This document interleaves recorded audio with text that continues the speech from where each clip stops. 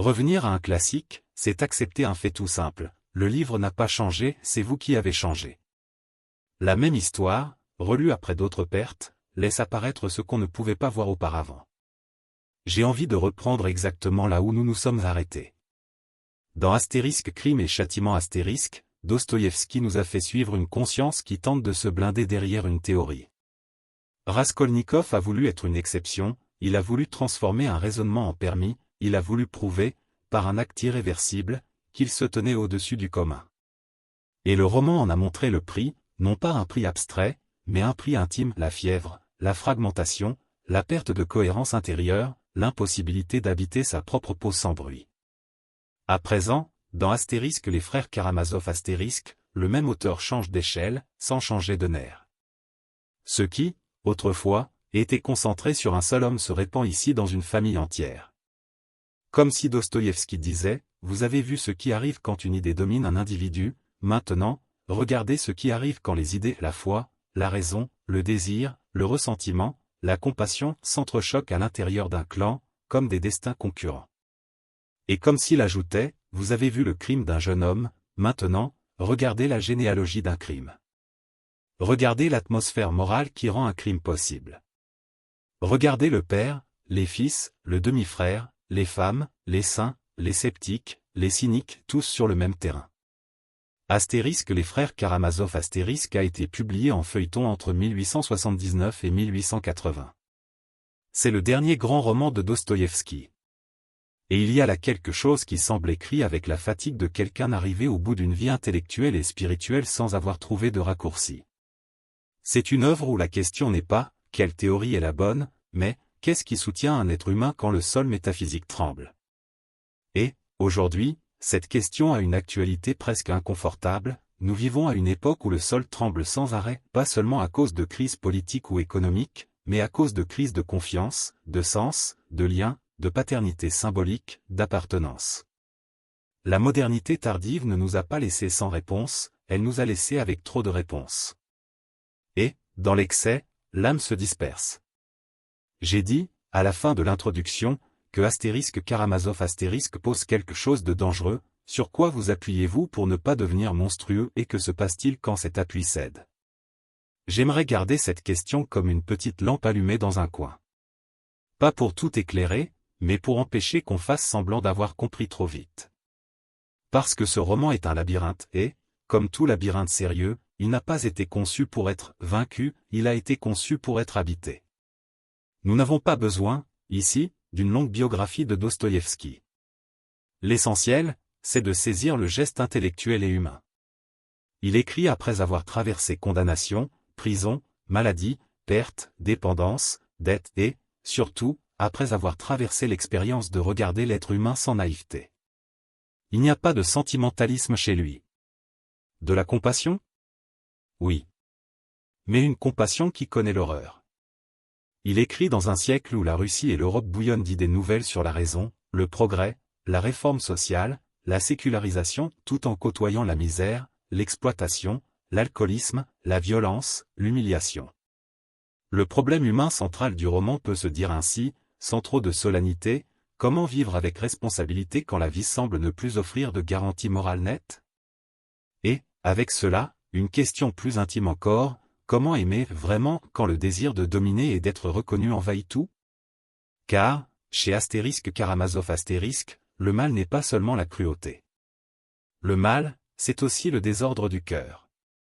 C'est aussi la vanité spirituelle. C'est aussi la fin d'avoir raison. C'est aussi le plaisir d'humilier. C'est aussi le ressentiment qui se déguise en lucidité. C'est aussi la lâcheté qui se déguise en innocence. Et c'est pour cela que ce roman parle si fort à l'expérience adulte. La jeunesse rêve encore d'une morale claire, le bien, c'est ceci, le mal, c'est cela. La vie adulte apprend quelque chose de plus difficile, le bien peut cohabiter avec des pulsions basses, le mal peut cohabiter avec des gestes tendres, la raison peut servir la cruauté, la foi peut servir l'orgueil, et le désir de justice peut être, secrètement, un désir de pouvoir. Un adulte qui a vécu assez longtemps ne lit pas Dostoïevski pour apprendre des valeurs. Il lit pour reconnaître des zones intérieures qu'il préférerait ignorer. j'aimerais entrer dans les personnages comme Harold Bloom nous apprendrait à respecter une grande œuvre, non pas comme des pantins idéologiques, ni comme des « messages », mais comme des forces psychologiques. Et le mot « force » compte. Chaque Karamazov est un type d'énergie spirituelle et morale. Et la tragédie et la grandeur, c'est que ces énergies se concilient difficilement à l'intérieur d'un même être humain. Le roman fait alors quelque chose de très intelligent, il distribue les possibilités en frères, comme si c'était une anatomie du conflit moderne. Et, avant les frères, il y a le père, Fyodor Pavlovitch Karamazov. Il est, d'une certaine manière, le noyau toxique d'où tout irradie. Un homme vulgaire, lubrique, ridicule, cupide, et pourtant assez malin pour survivre. C'est le père qui n'exerce pas la paternité, c'est le père comme abandon et comme dérision. Et c'est décisif. Parce que l'une des grandes questions cachées du roman, c'est la question du père, pas seulement le père biologique, mais le père symbolique, ce qui donne la loi, ce qui donne la limite, ce qui donne la forme. Aujourd'hui, on parle beaucoup de « crise de l'autorité ». Parfois avec nostalgie, parfois avec colère. Mais Dostoïevski, sans sociologie, montre une chose essentielle, quand l'autorité légitime s'effondre, quand le père est un clown moral, les fils ne deviennent pas automatiquement libres. Ils deviennent désorientés. Et, dans cette désorientation, ils peuvent chercher des substituts, idéologie, fanatisme, sarcasme, sensualité, cynisme, violence. Fromm appellerait cela, en termes généraux, une tentative d'échapper au fardeau de la liberté. Quand il n'y a pas de centre intérieur, le sujet s'agrippe à quelque chose d'extérieur ou bien il se dissout. Fyodor Pavlovitch est le père qui ne mérite pas le respect, et cela crée un problème terrible, comment obéir à une loi qui vient d'une source méprisable? Il est facile de dire, n'obéis pas. Mais la vie concrète ne fonctionne pas ainsi. Le fils a besoin d'un père, même s'il ne l'admire pas. Il a besoin d'une origine. Il a besoin d'un repère. Quand ce repère est pourri, le fils porte une blessure, il peut répéter la pourriture, ou tenter de tout nier, ou tenter de devenir pur, pour compenser, ou tenter de détruire le père littéralement ou symboliquement. Astérisque Karamazov astérisque est, entre autres choses, un roman sur la tentation de détruire le père. Et c'est là qu'entre les frères. Dmitri, Mitya, c'est la force du corps, de l'impulsion, de l'honneur blessé, du désir qui devient destin. Il est excessif, passionné, théâtral, contradictoire. Il aime avec voracité, il est avec la même énergie, il se repent, il promet, il retombe. Dmitri est, d'une certaine façon, le Karamazov le plus visible, chez lui, le conflit se joue à la surface. Il ne cache pas la bataille. Et cela rend Dmitri à la fois pathétique et humain. Parce qu'il existe des gens comme ça, des personnes qui se trompent au vu de tous, qui souffrent à voix haute, qui semblent incapables de contenir leur propre flamme. La vie adulte apprend à reconnaître que la perte de contrôle n'est pas toujours un manque de caractère, parfois, c'est un manque d'axe. Ivan, c'est la force de la raison, de la critique, de la lucidité qui peut devenir poison.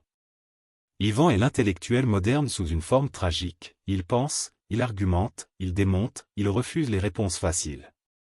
Et sa grande question, c'est la question du mal, de la souffrance innocente et cette interrogation qui n'accepte pas la consolation. Ivan ne s'intéresse pas à une foi qui explique trop. Il ne veut pas d'une théodicée au rabais. Il regarde la douleur des enfants, l'absurde de la cruauté, et il dit, je n'accepte pas. Et ce refus a une dignité. Mais il comporte aussi un risque, le refus peut tourner au nihilisme, et le nihilisme peut tourner à l'irresponsabilité. Alyosha, c'est la force de la compassion, de la présence, d'une foi vécue comme soin. Il est disciple du Starets Zosima et, au début, il donne l'impression d'être le saint du roman. Mais Dostoïevski vaut mieux que cela, Alyosha n'est pas un saint au-dessus du monde, c'est un jeune homme vulnérable qui essaie d'aimer dans un monde en décomposition.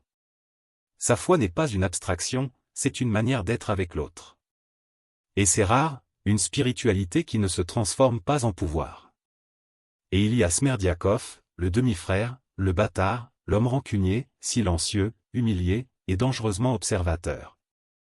Smerdiakov est l'une des présences les plus sombres du livre, parce qu'il incarne une possibilité que le roman refuse de romantiser, le ressentiment comme intelligence. Le ressentiment apprend à lire les faiblesses. Il apprend à attendre. Il apprend à se servir des idées des autres comme d'armes. Et, aujourd'hui, c'est plus actuel qu'on ne voudrait l'admettre, la culture du ressentiment est une force politique et psychologique puissante. Mais Dostoïevski ne fait pas la sociologie du ressentiment, il en fait l'anatomie morale, il montre le ressentiment comme une façon de se sentir quelqu'un, quand on a été traité comme personne. Cette famille n'est pas seulement une famille. Elle est, au sens où l'entendrait Northrop Frye, un champ archétypal, le drame du père corrompu et des fils divisés, le conflit entre l'héros et la loi, entre le logo et le sang, entre l'esprit et la chair. C'est une variation de ce qu'on pourrait appeler un roman familial, tragique, la maison comme microcosme d'une crise de civilisation. Et maintenant, j'aimerais avancer sans courir à travers l'intrigue et les noyaux spirituels, en choisissant les moments où le livre nous forme.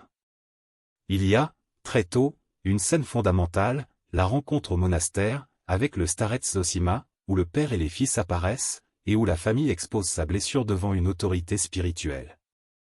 Dostoïevski le fait volontairement, il place le désordre moral sous la lumière d'un espace sacré, comme s'il disait, voyons ce qui se passe quand le chaos entre dans un lieu qui exige la vérité. Zosima peut se lire superficiellement comme le sage bienveillant. Mais il est plus que cela, il est une force de conscience. Il parle de responsabilité, d'humilité, d'amour de l'autre, mais pas comme un slogan.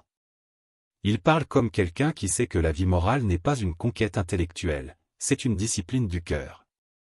Et une discipline du cœur, chez Dostoïevski, commence par un geste scandaleux pour la modernité, assumer une responsabilité pour l'autre. Ce point est délicat, et il faut le dire avec soin pour ne pas tomber dans la moralisation. Quand Zosima parle de responsabilité universelle, l'idée que chacun est coupable de tout, la lecture moderne peut réagir avec colère. C'est injuste, c'est une manipulation religieuse, c'est de la culpabilité collective. Mais Dostoïevski ne parle pas de culpabilité au sens policier. Il parle d'une reconnaissance tragique, l'être humain n'est pas une île, nos omissions, nos indifférences, nos petits cynismes créent un climat où le mal prospère. Et l'adulte le sait. L'adulte sait que beaucoup de choses mauvaises arrivent parce que beaucoup de gens n'ont pas voulu se mêler de ça. Fromm, par une autre voie, parlerait de responsabilité comme maturité, aimer, c'est prendre soin, et prendre soin implique de ne pas se cacher derrière des excuses. Et, aujourd'hui, cette idée est paradoxalement difficile, parce que nous vivons une époque d'hyper-individualisme émotionnel, chacun enfermé dans son droit, dans son trauma, dans son récit. La responsabilité universelle paraît impossible. Mais Dostoïevski ne la propose pas comme une loi sociale, il la propose comme une transformation intérieure, commencer à se demander où ai-je participé, même sans le vouloir, au climat qui a produit cela. Et, dans cette rencontre au monastère, ce que nous voyons, c'est l'inverse, nous voyons le père comme dérision, comme provocation, comme rire. Nous voyons Dmitri comme explosion. Nous voyons Ivan comme distance. Nous voyons Alyosha tenter de faire médiation. Nous voyons, au fond, une famille incapable de vérité simple. Et la vérité simple est toujours la plus difficile, je suis responsable de ma vie et de ce que je fais aux autres. Dostoïevski prépare, dès le début, le grand conflit qui va tourner autour de l'argent, de l'héritage, et surtout d'une femme, Groutchanka. Mais il serait appauvrissant de réduire le roman à un triangle amoureux. Groutchanka n'est pas seulement un objet de désir, elle est le catalyseur de ce qui était déjà pourri. Elle est la flamme qui rencontre la paille sèche. Dmitri et le père ne se disputent pas seulement une femme, mais une forme d'affirmation, j'existe, je peux, je mérite. Le désir, là, c'est de l'orgueil. Et l'orgueil, c'est le véritable poison Karamazov. Dmitri est déchiré parce qu'il veut être meilleur qu'il ne l'est, mais il ne sait pas comment. Il y a chez lui une honnêteté brutale, il confesse ses impulsions, il admet ses contradictions, il ressent de la culpabilité, mais il continue d'avancer. Il a parfois des éclairs de noblesse et ces éclairs comptent, parce qu'ils nous empêchent de le juger comme un simple brute. Dmitri n'est pas une brute, Dmitri est un être humain qui n'a pas appris à gouverner sa propre flamme. Et ici, discrètement, le pont avec astérisque crime et châtiment astérisque apparaît. Raskolnikov aussi était un homme qui voulait être plus qu'il n'était, mais il a tenté cela par la voie de la théorie et du contrôle.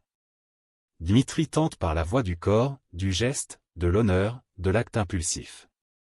Chez l'un comme chez l'autre, il y a la même blessure, l'incapacité d'accepter des limites sans transformer ces limites en humiliation. Et, aujourd'hui, c'est très courant. La vie contemporaine est une usine à humiliation silencieuse, la comparaison constante, le sentiment d'insuffisance, l'impression d'être en retard, de devoir, de perdre. Et quand l'âme vit humiliée, l'orgueil cherche des sorties dangereuses. Yvan, de son côté, porte une autre blessure, il ne supporte pas l'idée d'un monde gouverné par une justice qui autorise la souffrance innocente. Et ce refus donne naissance à deux des passages les plus célèbres du roman, le chapitre « La révolte » et, juste après, le Grand Inquisiteur. J'aimerais y entrer avec prudence, parce que c'est là que Karamazov devient un roman qui semble nous regarder droit dans les yeux. La révolte n'est pas un manifeste athée simpliste. C'est une plainte intelligente et féroce contre toute tentative de justifier le mal comme nécessaire. Yvan raconte des histoires de cruauté, surtout envers des enfants, pour dire « Je n'accepte pas une harmonie finale qui exige ce prix. Même si Dieu existe, je rends mon billet. » Ce n'est pas seulement « je ne crois pas », c'est « je ne consens pas ». Cette position a une force morale qu'il faut respecter. La pire erreur serait de traiter Yvan comme « le méchant rationaliste ». Dostoïevski est bien plus vaste, il donne à Yvan une dignité terrible. Parce que la question d'Yvan, c'est la question que beaucoup d'adultes portent en silence. Pourquoi la vie permet-elle certaines douleurs? Pourquoi l'innocent paie-t-il? Pourquoi le mal triomphe-t-il? Pourquoi l'injustice semble-t-elle structurelle? Et, ici, Camus apparaît comme un écho moderne. Camus aussi refuse les justifications faciles de la souffrance. Camus aussi se méfie des systèmes qui promettent un sens total. Camus aussi voit qu'il existe une révolte légitime, dire « non » à l'absurde, ne pas accepter le monde tel qu'il est, préserver une certaine décence humaine sans garantie. Mais Camus avertit aussi d'un risque, quand la révolte devient une permission pour tout, elle se transforme en tyrannie. Dostoïevski met en scène ce risque dans le destin d'Yvan. Dans « Le Grand Inquisiteur », Yvan écrit ou raconte un poème, le Christ revient sur terre, dans l'Espagne de l'Inquisition, et il est arrêté par le Grand Inquisiteur. Et l'Inquisiteur dit, au fond, vous avez donné trop de liberté aux hommes. Ils ne supportent pas. Ils veulent du pain et de la sécurité. Ils veulent des miracles et une autorité. Ils préfèrent l'obéissance à l'angoisse de choisir. Alors l'Église, dans la figure de l'Inquisiteur, aurait corrigé l'erreur du Christ, retiré la liberté et donné l'ordre. Et ce qui dérange le plus, c'est que le discours de l'inquisiteur n'est pas idiot, il est séduisant. Il s'appuie sur une psychologie réelle, beaucoup d'êtres humains ont peur de la liberté. Fromm, des siècles plus tard, écrirait quelque chose qui répond directement à cela, l'être humain moderne, en se libérant d'anciennes entraves, peut éprouver solitude, insécurité, insignifiance et chercher refuge dans de nouvelles formes d'autorité, de conformisme, de destructivité. L'inquisiteur dramatise ce mécanisme, je te libère de ta liberté. Il offre du repos en échange de l'âme. Et c'est d'une contemporanéité presque effrayante. Aujourd'hui, au milieu de l'excès d'information, de l'anxiété, de l'instabilité, beaucoup de gens désirent une voix qui dise, c'est ça, ne pense pas, obéis, fais confiance. Que cette voix soit politique, religieuse, idéologique, ou même algorithmique, cette sensation que, si je suis le bon scénario, je n'ai pas à souffrir l'angoisse de l'incertain. La modernité a promis l'autonomie, mais l'autonomie fatigue. Et la fatigue ouvre la porte à des inquisiteurs modernes, parfois avec le visage du soin, parfois avec le visage de l'ordre, parfois avec le visage d'une vérité scientifique, mal digérée, parfois avec le visage du moralisme. Le poème d'Yvan révèle donc une tension centrale, liberté contre sécurité. Et Dostoïevski ne tranche pas avec un slogan. Il montre que la liberté est lourde, et que beaucoup la troquent contre du pain. Mais il suggère aussi que, sans liberté, l'humain devient moins humain. Le choix est tragique. Alyosha écoute Yvan. Et il ne répond pas par un argument. Il répond par une présence. Il répond par un baiser en répétant le geste du Christ dans le poème, qui répond à l'inquisiteur par le silence et par un baiser. On interprète souvent ce geste de manière sentimentale. Je préfère le lire comme un geste adulte, il y a des choses que l'argument ne guérit pas. Il y a des blessures que le raisonnement ne fait qu'approfondir. Alyosha n'a pas de théodicée, il a une manière d'être. Et c'est, en même temps, beau et insuffisant. Parce que le baiser n'explique pas la souffrance. Il refuse seulement de la transformer en cynisme. Voici un point essentiel, Dostoïevski met en collision la dignité de la révolte d'Ivan et la dignité de la compassion d'Alyosha. Et il ne nous laisse pas choisir facilement. Parce que la vie adulte connaît ces deux moments, le moment où vous protestez, c'est intolérable, et le moment où vous tenez simplement la main de quelqu'un, parce qu'il n'y a plus rien à dire. La maturité, peut-être, c'est reconnaître qu'on a besoin des deux, et qu'aucun ne résout tout. Mais Ivan paie un prix pour sa lucidité. Non pas parce que penser serait un péché, mais parce que sa lucidité ne trouve pas un endroit habitable. Et c'est un thème très actuel, la lucidité sans amour peut devenir désespoir, la critique sans lien peut devenir isolement, l'intelligence sans humilité peut devenir cruauté envers soi-même. Ivan commence à voir que ses idées ont des conséquences. Et le roman, cruellement, incarne ces conséquences en Smerdiakov. Smerdiakov, c'est le point où la théorie devient acte sans que le théoricien ait fait. Raskolnikov, dans Astérisque Crime et Châtiment Astérisque, a fait de ses propres mains. Dans Astérisque Karamazov Astérisque, Dostoïevski montre une autre possibilité moderne, vous ne faites pas, mais votre idée fait à votre place. Vous ne tuez pas, mais vous créez un climat moral où tuer devient possible. Et, aujourd'hui, c'est l'une des choses les plus difficiles à admettre, nous participons à des atmosphères. Smerdiakov écoute Ivan. Il écoute les discussions sur Dieu, la morale, la permissivité. Il écoute, surtout, une pensée dangereuse qu'Ivan formule, d'une certaine manière, si Dieu n'existe pas, tout est permis. Cette formule est souvent caricaturée, mais l'esprit est réel, s'il n'y a pas de fondement absolu, pourquoi ne pas transgresser? Ivan ne dit pas cela pour encourager le crime, il le pose comme un problème philosophique. Mais Smerdiakov n'est pas philosophe. Il est plein de ressentiment. Et le ressentiment transforme le problème en permis. Le ressentiment a une aptitude, il trouve, dans les idées de l'autre, des justifications à sa propre rancœur. Il utilise la lucidité d'autrui comme masque de son impulsion. Et quand le crime a lieu, l'assassinat du père Dostoïevski nous place devant une horreur morale, la responsabilité devient diffuse. Dmitri paraît coupable, parce qu'il est violent, impulsif, qu'il a menacé son père, qu'il a des motifs apparents. Le monde veut un coupable simple. Ivan sait ou soupçonne autre chose. Et Alyosha tente de sauver ce qui peut encore l'être. L'assassinat du père est, ici, le cœur tragique du roman.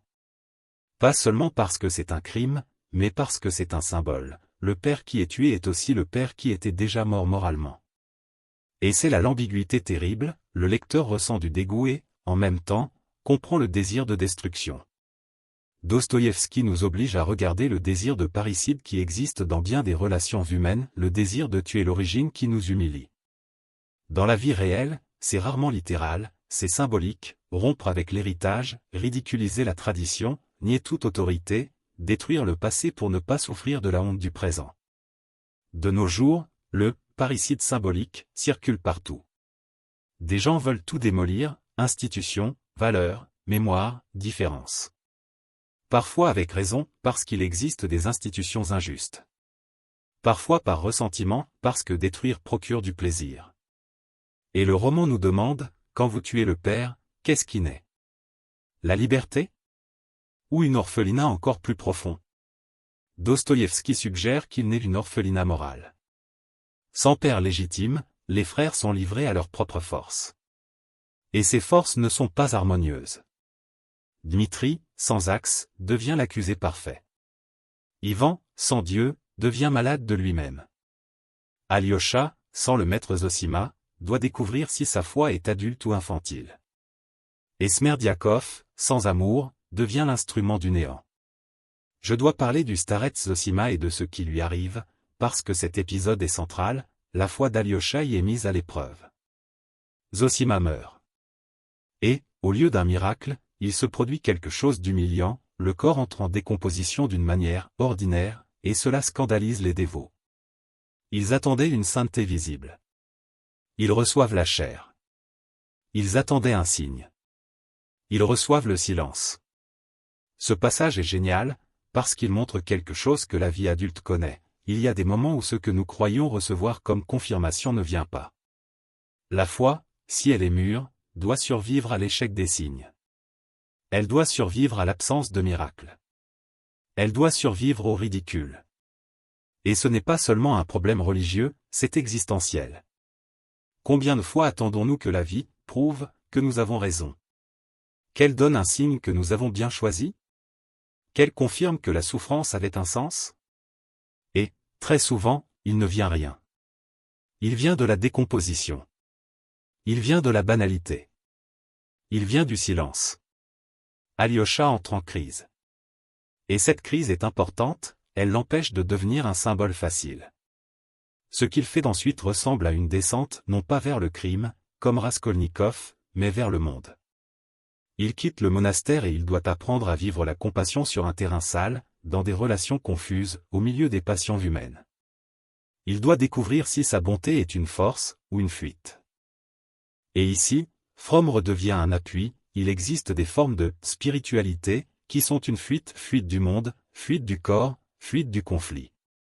Mais il existe aussi une spiritualité qui est maturité, présence, soin, responsabilité. Alyosha doit traverser cette différence.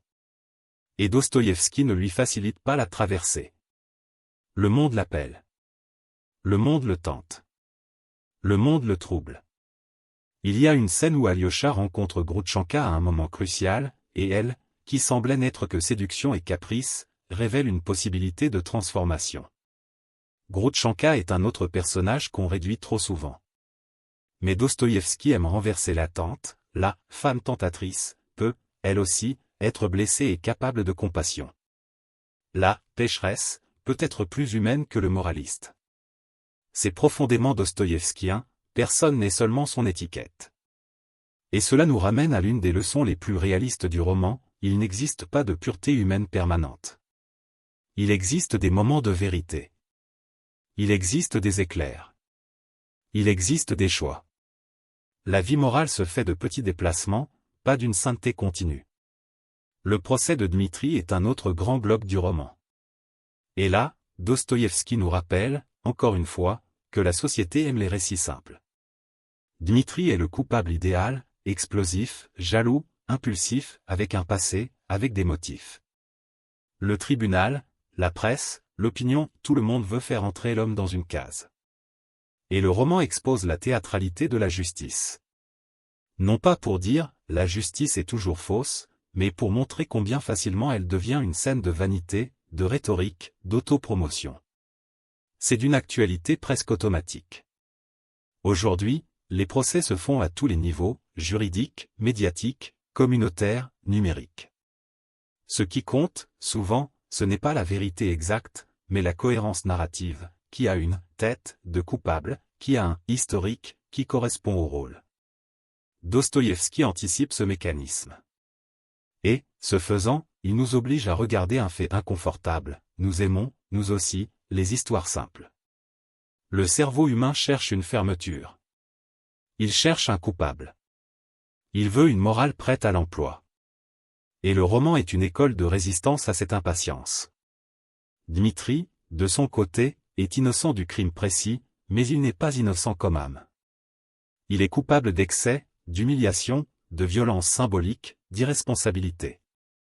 Et c'est cela qui rend la situation tragique, il est puni pour quelque chose qu'il n'a pas fait, mais qui ressemble à ce qu'il aurait pu faire.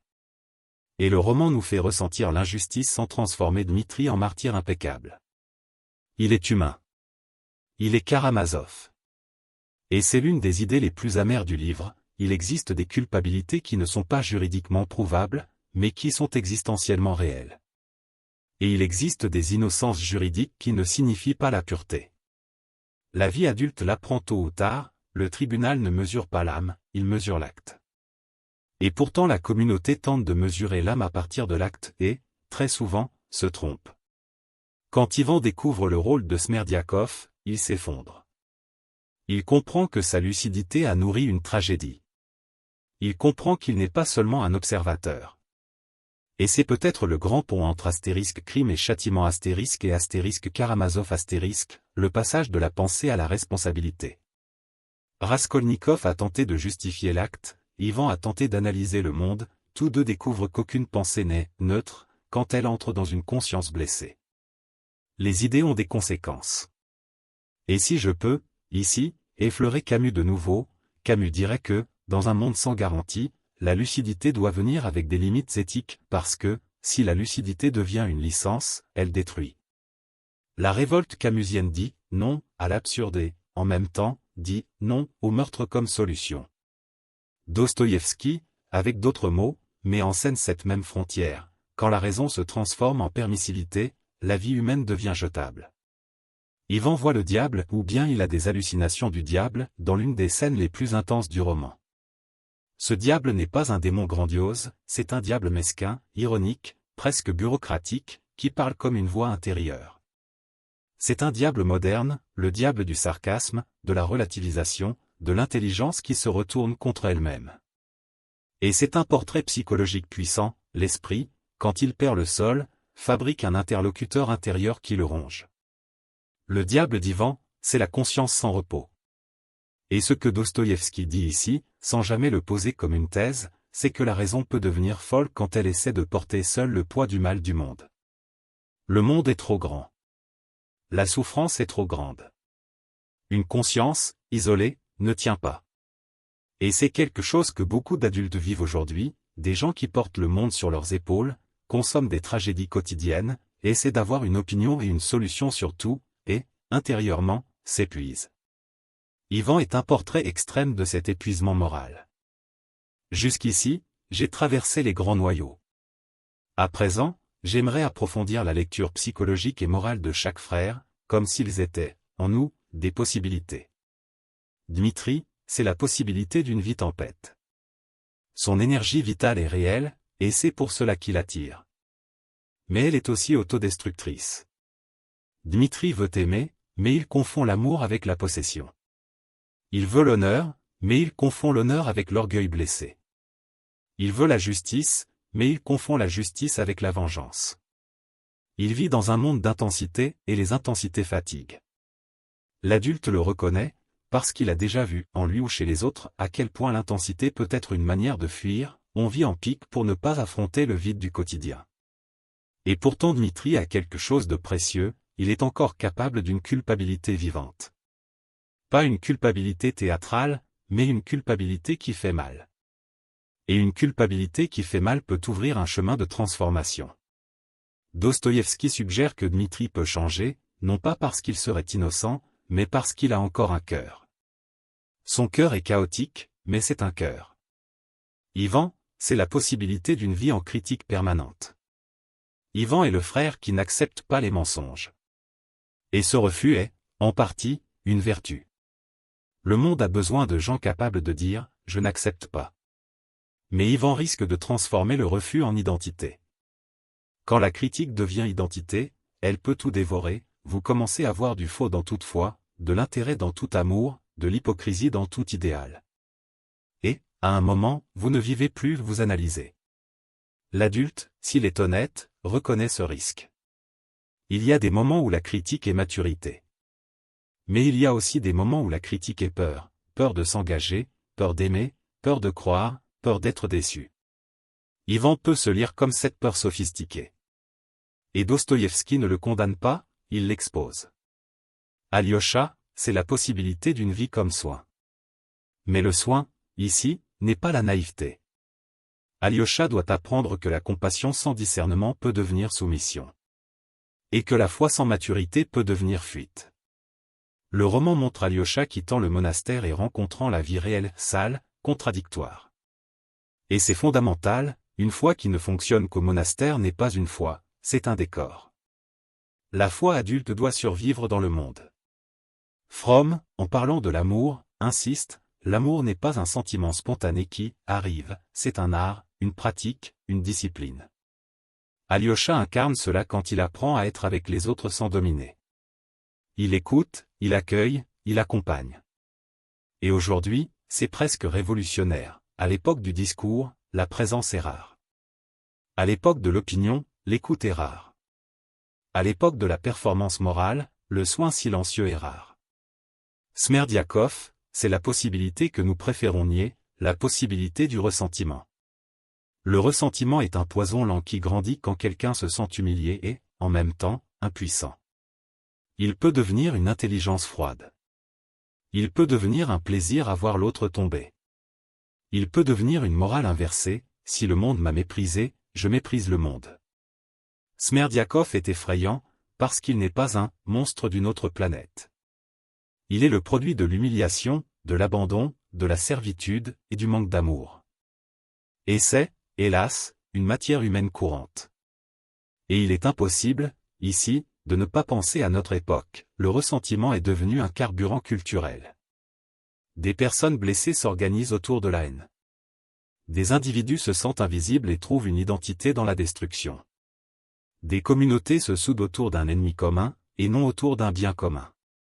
Dostoïevski n'explique pas cela par une théorie, il nous en fait sentir le visage psychologique. Et ce ressenti forme, après Karamazov il devient plus difficile de romantiser le ressentiment. Maintenant, j'aimerais parler de ce qui est peut-être la pression existentielle la plus dure du roman, je ne vais pas appeler ça une thèse, parce que Dostoïevski n'est pas un professeur. Appelons ça une pression. La pression, c'est celle-ci, la liberté est insupportable sans amour. Et l'amour, ici, n'est pas la romance.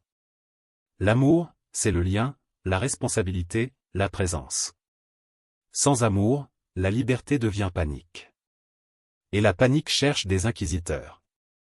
Elle cherche des autorités. Elle cherche des systèmes fermés. Elle cherche des certitudes. Elle cherche des coupables. Elle cherche n'importe quoi qui soulage l'angoisse de choisir. Le grand inquisiteur est la figure de ce soulagement. Et il existe aujourd'hui sous 1000 formes, l'idéologie qui vous dit exactement quoi penser, l'influenceur qui vous dit exactement quoi ressentir, le groupe qui vous donne l'appartenance en échange de l'obéissance, le moralisme qui vous donne un sentiment de pureté en échange de la traque de l'impur. Tout cela est inquisitorial, au sens psychologique, je te protège du chaos, mais tu me donnes ta liberté. Et Dostoïevski demande, est-ce que ça vaut le coup? Et sa réponse ne vient pas sous la forme d'un « non ». Elle vient sous la forme du drame, celui qui échange la liberté contre du pain obtient du pain, mais perd son âme. Et l'âme perdue finit par réclamer son prix. Pour un lecteur adulte, ce n'est pas abstrait. Cela apparaît quand vous découvrez que votre vie est guidée par la peur, peur de vous tromper, peur de déplaire, peur d'être exclu, peur d'avoir l'air ignorant, peur de ne pas avoir de réponse. Alors vous vous agrippez à quelque chose, une posture, un cynisme, une tribu, une certitude, et vous ressentez un soulagement. Mais ce soulagement a un coût, vous devenez moins humain, moins souple, moins capable de compassion. Alyosha, avec sa foi, tente d'incarner une autre issue, une liberté soutenue par l'amour. Pas l'amour comme sentimentalisme, mais l'amour comme responsabilité. Et cela nous mène à ce que Karamazov révèle, peut-être, de la façon la plus directe à un lecteur adulte, la vie morale n'est pas un débat, c'est une pratique. Ivan débat. Dmitri explose. Alyosha pratique. Mais la pratique ne résout pas tout. Le roman est trop tragique pour cela. La pratique peut échouer. La foi peut trembler. La bonté peut se fatiguer. Et, malgré tout, c'est le seul sol possible. Il y a une partie finale du roman que bien des lectures pressées négligent, l'histoire des enfants, surtout Ilyusha, et le groupe de garçons qu'Alyosha accompagne. On pourrait croire à une digression. Ce n'en est pas une. C'est le contrepoint. Après nous avoir entraînés à travers crime, débats métaphysiques, érotisme, procès, délire, Dostoïevski nous ramène sur un terrain humble, des enfants, l'amitié, la cruauté enfantine, la réconciliation, la mort. Et là, il montre quelque chose d'essentiel, la morale n'est pas seulement une affaire de grandes décisions, c'est une affaire de petits gestes qui fabriquent de la mémoire. Alyosha parle aux enfants, se souvenir du bien, garder dans le cœur un moment de vérité. Cela peut sonner édifiant. Moi, je préfère le lire avec sobriété, Dostoïevski dit qu'à une époque où les grandes réponses échouent, ce qui reste, c'est la responsabilité concrète envers l'autre et la mémoire que nous avons été capables d'aimer. Pas pour garantir un salut, mais pour ne pas devenir fou. L'adulte comprend ce besoin de mémoire. Il y a des moments dans la vie où vous n'arrivez plus à croire aux grandes promesses. Mais vous vous souvenez encore d'un geste, quelqu'un vous a aidé, quelqu'un vous a pardonné, vous avez réussi à être correct un jour difficile. Et ce souvenir, minuscule, vous empêche de basculer dans le cynisme total. C'est un fil. Alyosha offre des fils. Et cela nous conduit à ce que l'œuvre révèle, plus directement, au lecteur adulte. Astérisque les frères Karamazov astérisque révèlent, d'abord, que le mal n'est pas une entité extérieure, c'est une possibilité intérieure, répartie. Dmitri peut être violent. Ivan peut être permissif sans le vouloir. Alyosha peut être naïf. Smerdiakov peut être cruel. Et tous, à un certain niveau, portent quelque chose du père. C'est dur, nous portons des héritages que nous détestons. Et la maturité, c'est apprendre à ne pas faire semblant d'être une rupture pure. Raskolnikov voulait aussi la rupture, Dostoïevski montre qu'une rupture sans transformation devient répétition. Ensuite, il révèle que la raison, seule, ne sauve pas Ivan est brillant, et il souffre. Sa raison a de la dignité, mais elle a aussi l'isolement. Aujourd'hui, c'est un avertissement silencieux, information, critique, analyse, démontage, tout cela est nécessaire, mais ce n'est pas suffisant pour vivre. Sans lien, la raison peut devenir désespoir. Sans compassion, la lucidité peut devenir poison. Troisièmement, il révèle que la foi sans maturité devient une demande de miracle. L'épisode du corps de Zosima qui se décompose est une leçon tragique, si votre foi dépend des signes, elle se brise quand les signes échouent. Et les signes échouent. La vie échoue. Le corps échoue. Le monde échoue. La foi adulte, si elle existe, doit accepter l'absence de garantie visible. Quatrièmement, il révèle que le désir est une force morale. Dmitri et le père montrent qu'un désir sans limite devient destruction. Mais Dostoïevski montre aussi que le désir peut changer de forme, Grotchanka peut devenir moins cruel, Katia peut voir sa propre vanité morale, Dmitri peut reconnaître son abîme. Le désir n'est pas un destin fixe, c'est une matière en lutte. Cinquièmement, il révèle que le ressentiment est une intelligence malade. Smerdiakov montre ce qui arrive quand l'humiliation ne rencontre ni amour ni réparation, elle devient arme. Et, aujourd'hui, c'est l'une des urgences les plus silencieuses, comment traiter les humiliations collectives et individuelles sans nourrir des inquisiteurs et des Smerdiakov? Il n'y a pas de réponse simple. Mais le roman rend impossible d'ignorer le coup de ne pas s'en occuper. Sixièmement, il révèle que la responsabilité est plus large que ce que le tribunal reconnaît. Dans Astérisque crime et châtiment astérisque, nous avons vu la culpabilité intérieure détruire un homme. Ici, nous voyons une responsabilité diffuse, des idées, des omissions, des climats moraux. L'adulte apprend qu'il ne suffit pas de « ne pas faire », il faut voir ce qu'on autorise quand on parle, quand on ironise, quand on relativise, quand on se tait. Et cela rejoint notre époque, les mots voyagent vite, trouvent une audience, deviennent des munitions. Beaucoup parlent comme Ivan, avec critique, sarcasme, désespoir, sans voir qu'il existe des Smerdiakov prêts à transformer cela en permission. La responsabilité de la pensée, aujourd'hui, est plus concrète que jamais. Non pour censurer la critique, mais pour rappeler qu'une critique sans éthique peut devenir destruction. Septièmement, et c'est peut-être le cœur, il révèle que la lutte morale n'est pas résolue par des conclusions, elle est soutenue par des pratiques. Alyosha ne gagne pas contre le monde. Il n'empêche pas le crime. Il ne résout pas Ivan. Il ne sauve pas Dmitri du tribunal. Mais il maintient quelque chose d'humain au milieu du chaos. Et, souvent, c'est peut-être le maximum que la vie adulte permet, maintenir un peu d'humanité là où l'on se trouve. Et ce n'est pas rien. Dans un monde d'inquisiteurs, de tous côtés, maintenir l'humanité est une forme de résistance. J'aimerais terminer en revenant à la question du début, sur quoi vous appuyez-vous pour ne pas devenir monstrueux, et que se passe-t-il quand cet appui cède? Peut-être que la lecture adulte de Astérisque Karamazov Astérisque consiste à reconnaître que cet appui ne peut pas être seulement une théorie, ni seulement une impulsion, ni seulement une critique, ni seulement une religion comme habitude. S'il existe, il doit traverser le corps et la conscience, responsabilité, compassion, humilité, lien. Ce sont de grands mots, je le sais. Mais Dostoïevski ne les utilise pas comme des médailles, il les pose au sol, dans la boue, dans des chambres étroites, dans des conversations humiliantes, dans des tentations réelles. Et peut-être que le plus inconfortable, c'est de comprendre que le « monstre » n'apparaît pas d'un coup. Il apparaît quand le ressentiment grandit sans soin, quand la raison devient licence, quand la liberté devient panique, quand le désir devient possession, quand la foi devient pouvoir. Il apparaît peu à peu. Et le roman est une école de perception, il nous entraîne à voir plus tôt. Il n'y a pas de conclusion définitive ici. Dostoïevski ne ferme pas le monde. Il laisse des portes ouvertes, des blessures ouvertes, et une invitation silencieuse: ne transformez pas votre vie en tribunal, ni votre lucidité en arme, ni votre foi en fuite. Pas comme une morale, mais comme une manière de survivre.